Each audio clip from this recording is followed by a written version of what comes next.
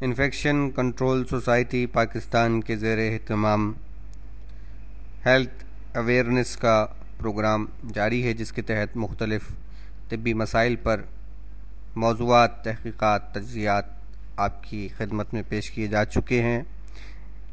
اس سلسلے میں ہم بالخصوص گفتگو کر رہے ہیں خواتین کے طبی مسائل کے حوالے سے، اور ہم استفادہ کر رہے ہیں پاکستان نیشنل فورم آن ویمنز ہیلتھ کے شائع کردہ ایک جریدے سے، جس کا عنوان ہی رکھا گیا تھا جہاں عورتوں کے لیے ڈاکٹر نہ ہوں۔ اس جریدے میں بہت سے اچھے مضامین شامل کیے گئے ہیں۔ خواتین کے صحت کے مسائل کے حوالے سے گفتگو کی گئی ہے، مثلا ٹانگوں میں خون کی کمی، کمر کا درد، جوڑوں کا درد، کمزور ہڈیاں، دیکھنے اور سننے میں دشواری، دیکھنے کے مسائل، سننے کے مسائل، یہ تمام وہ موضوعات ہیں جو آپ کی سماعتوں کی نظر کیے جا چکے۔ اسی سلسلے کو آگے بڑھاتے ہوئے کچھ اور مسائل کی طرف آپ کی توجہات مبذول کرانی ہیں۔ سماعت فرمائیے۔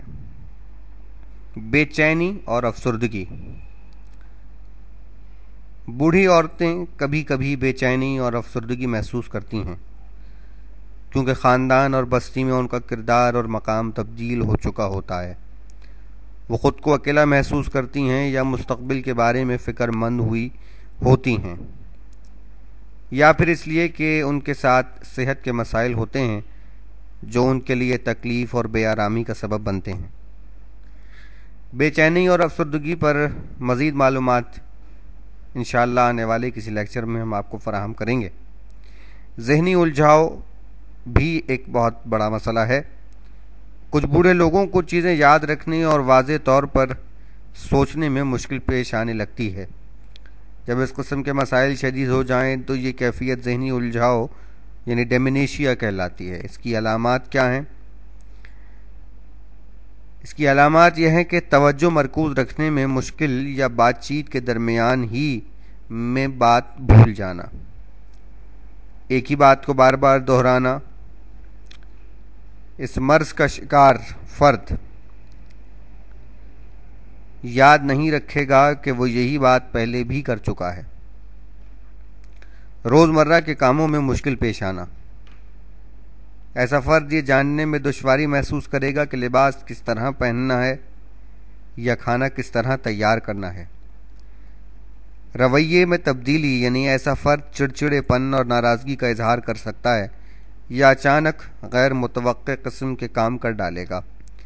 یہ علامات دماغ میں تبدیلیوں کی وجہ سے پیدا ہوتی ہیں، اور ان کو ظاہر ہونے میں عام طور پر طویل عرصہ لگتا ہے۔ اگر یہ علامات اچانک شروع ہو جائیں تو ممکن ہے کہ ان کا کوئی دوسرا سبب ہو، مثلا بہت زیادہ دوائیں لینا، کوئی شدید انفیکشن، ناقص غذائیں، یا شدید افسردگی۔ ان مسائل کا علاج کیا جائے تو ذہنی الجھاؤ اکثر دور ہو جاتا ہے۔ اس کا علاج کس طرح کیا جا سکتا ہے؟ ذہنی الجھاؤ کا کوئی خصوصی علاج نہیں ہے۔ جو فرد ذہنی الجھاؤ کا شکار ہو، اس کی دیکھ بھال گھر کے افراد کے لیے بہت مشکل ثابت ہو سکتی ہے۔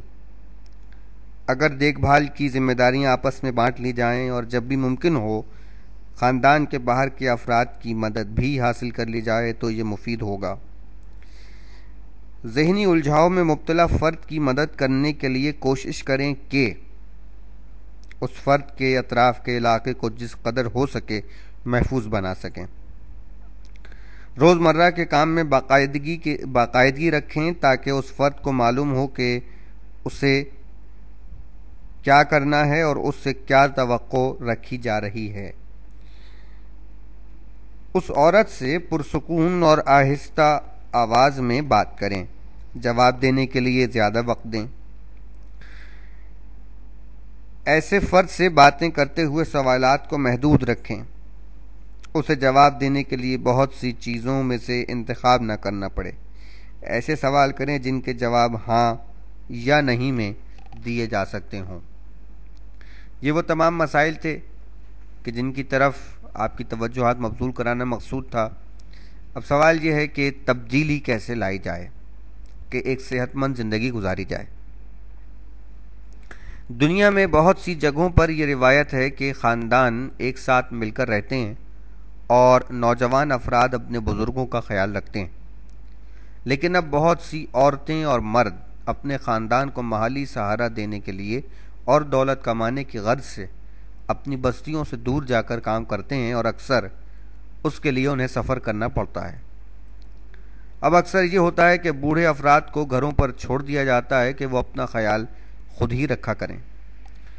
بوڑھے مردوں کے مقابلے میں بوڑھی عورتوں کے اکیلا رہ جانے کا زیادہ امکان ہوتا ہے۔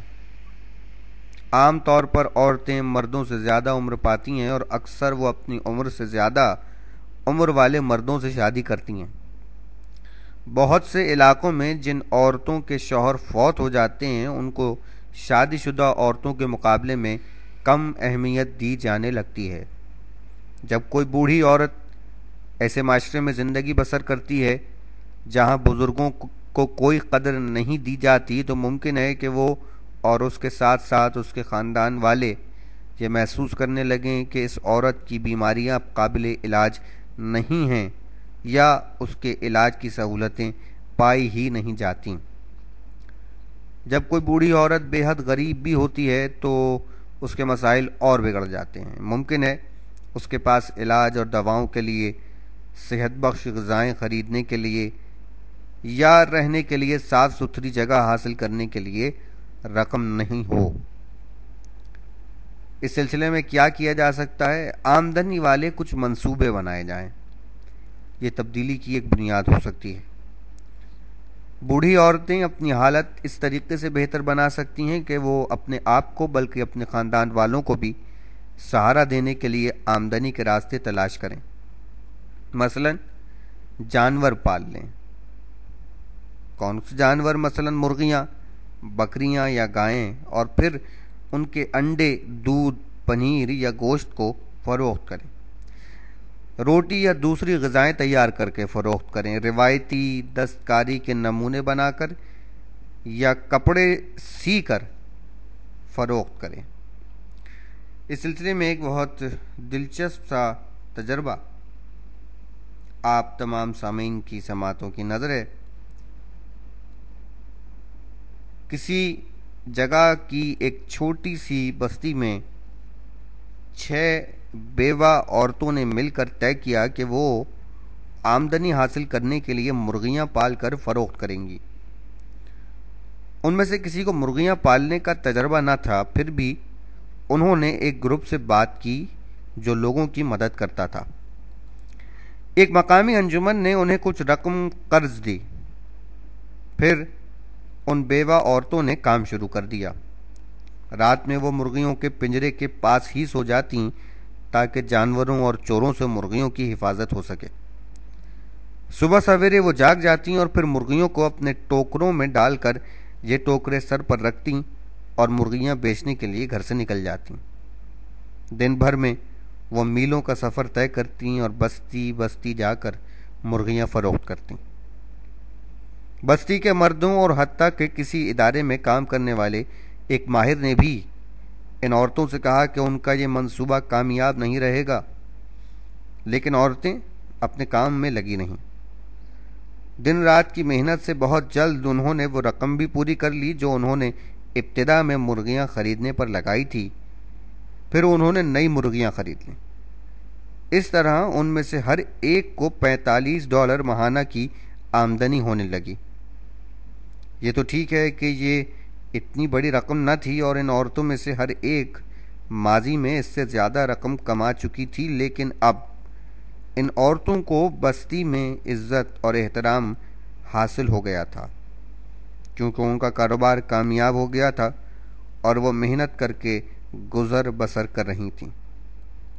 ان میں سے ایک کا کہنا تھا، ہم نے کبھی تصور بھی نہ کیا تھا کہ ہمارا اپنا کاروبار ہوگا۔ اب دیکھیں ہم سب اپنے ایک ادارے کی مالک ہیں۔